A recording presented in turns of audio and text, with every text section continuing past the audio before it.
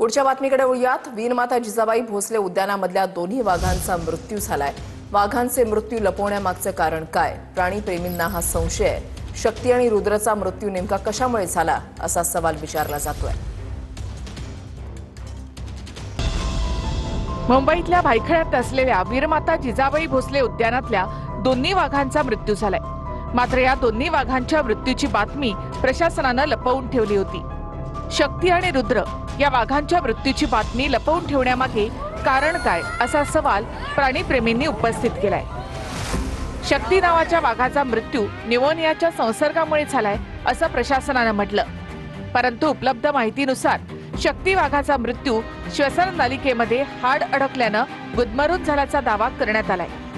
शक्ती वाघाचा मृत्यू 17 नोव्हेंबर रोजी झाला असताना त्याबाबतचं अधिकृत निवेदन 26 नोव्हेंबर रोजी म्हणजे जवळपास एक आठवड्यानंतर जारी करण्यात आलं। उद्यानामधील रुद्रवाघाचा 29 ऑक्टोबर रोजी मृत्यू झाला। रुद्रवाघाचा मृत्यू संसर्गामुळे झाल्याचं सांगण्यात येतं। रुद्राचा मृत्यू 29 ऑक्टोबर रोजी झाला असताना त्याच्या मृत्यूची घोषणा 4 डिसेंबरला करण्यात आली। 17 नोव्हेंबर 2025 ला शक्ती नावाच्या वाघाचा अकस्मात मृत्यू झाल्याची मला माहिती मिळाली।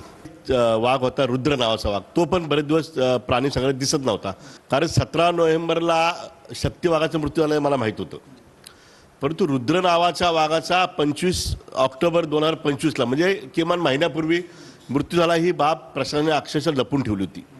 शक्ती वाघाला ज्यावेळी अन्न पुरवठा केला गेला होता त्यावेळी त्याच्या नरडीमध्ये एक हाड अडकलं होतं, त्यामुळे गुदमरून त्याचा मृत्यू झाला अशी माझी ठाम माहिती होती। याचा अर्थ प्रशासनाचा हलगर्जीपणाने ह्या दोन्ही वाघांचा मृत्यू सलग 2 महिन्यांमध्ये झालेला आहे ही अतिशय गंभीर बाब आहे, कारण की यांच्या गलथानपणामुळे मृत्यू झाले असा माझा थेट आरोप आहे।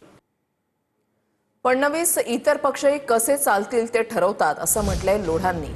भाजप देवाभाऊमय आहेच मंत्री मंगलप्रभात लोढा यांचे वक्तव्य आहे, तर लोढा कुठल्या उद्देशानं बोलले माहिती नाही असं बावनकुळे यांनी म्हटलेलं आहे।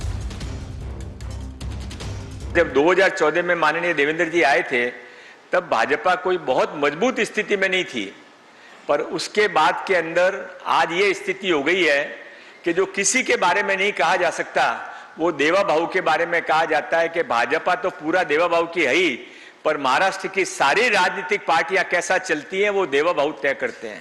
मंगलप्रसाद लोढा कुठल्या उद्देशाने आणि कुठला संदर्भ घेऊन बोलले मला माहिती नाही, मी त्यांच्याशी चर्चा करणार आणि मग उत्तर देईन।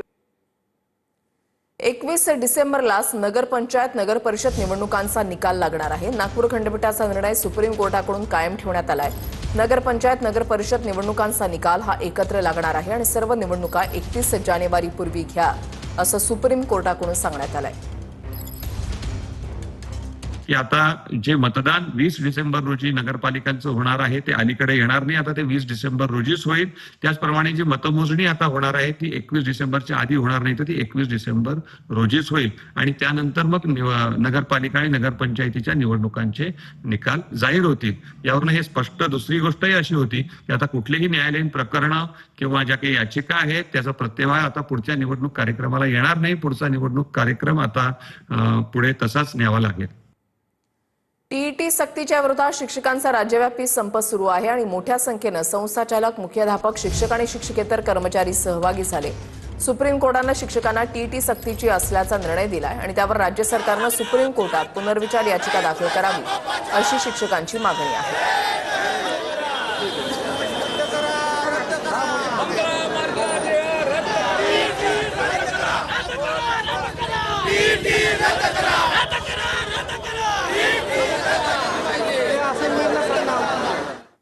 नाशिकच्या तपोवनातील वृक्षतोडीच्या विरोधात जनहित याचिका दाखल करण्यात आली आहे। मनसेचे शहर उपाध्यक्ष नितीन पंडितांकडून कोर्टामध्ये जनहित याचिका दाखल करण्यात आली आहे। जनहित याचिकेमुळे तपोवनातील वृक्षतोडीला ब्रेक लागणार का हे पाहणं महत्त्वाचं असेल।